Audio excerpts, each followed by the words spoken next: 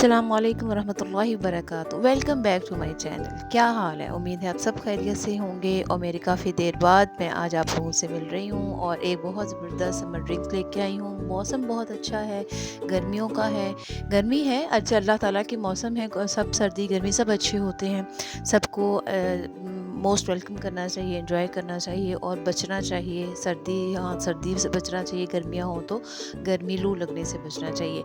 और मैं इसी लिहाज से आप लोगों के लिए समर ड्रिंक्स लेके आई हूँ जो लू से बचाता है, गर्मी को दूर करता है, मैदे जिगर की गर्मी को तक़वियत देता है। ठीक है, आप लोगों ने क्या करना है कि 2 पैकेट्स मैंने यहाँ पे इमली के लिए हैं और साथ मैंने यहाँ पे आलू बुखारा लिया है।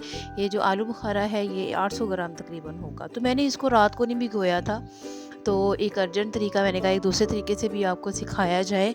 तो इसको आप गर्म पानी लेके इसको देगची में गर्म पानी करें और इसको आप दोनों पैकेट्स को खोल के और इसमें भिगो दें। जब हल्की आंच पे भिगो के रखें, साथ हल्की आंच चला दें, तो ये आहिस्ता आहिस्ता तकरीबन इसको 10-15 मिनट लगेंगे तो ये अच्छे से नरम हो जाएगा। उसके बाद आग बंद करेंगी। ये देखें, ये मैंने इसको डाल दिया था और नीचे आग जला दी थी और इसको चम्मच से आप हल्का सा हिला दें। ये बहुत ज़्यादा आपके स्टमक के लिए, आपके जिस्म के अंदर जो गर्मी होती है और जिससे बुखार हो जाता है, ख़ासकर जो बच्चे हैं स्कूल से आते हैं, मौसम गर्मी का बहुत ज़्यादा है, 1-2 बजे का टाइम ज़ाहिर है, छुट्टी होती है उनको स्कूल वगैरह से, तो बहुत ज़्यादा उस टाइम कंडीशन ऐसी होती है कि लू लगने का ख़तरा होता है। आप बच्चों को अच्छा और तक़वियत देने वाला, लू से बचाने वाला ये ड्रिंक आप पिलाएं। इससे भूख भी लगेगी बच्चों को और गर्मी भी दूर होगी। तो ये मैंने भिगो दिया था। अब इसको आपने 10-15 मिनट देखें ना, इसको हिला के इस तरह रखा, ये हो गया। इसको बाद में आपने ना निकाल के उतार के थोड़ा सा ठंडा कर लेना है और इसका पल्प जो है आपने अलहदा से इसका निकाल लेना है। गुठलियाँ अलग से कर लेनी है, पल्प अलग कर लेना है इसका, ताकि ये अच्छे से हम इसका जो प्यूरी है इसकी निकालें, इसका गूदा वगैरह निकाल लें अच्छे से। बिल्कुल इसको करके थोड़ा थोड़ा मैंने इसके अंदर पानी ऐड किया था और इस तरह से गुठलियों से स्ट्रेनर रख के तो इसको मैंने अच्छे से अलहदा से कर दिया था।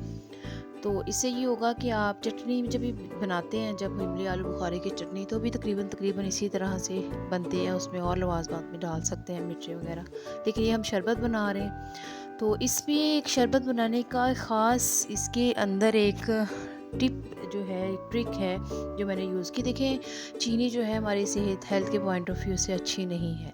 तो जितने भी हम शरबत वगैरह पीते हैं उसमें कोशिश ये करनी चाहिए कि उसमें फ़ैट वगैरह ज़्यादा होता है और चीनी जो है वो हमारे सेहत के लिए वैसे ही अच्छी नहीं है। तो मैंने यहाँ पे गुड़ का इस्तेमाल किया है।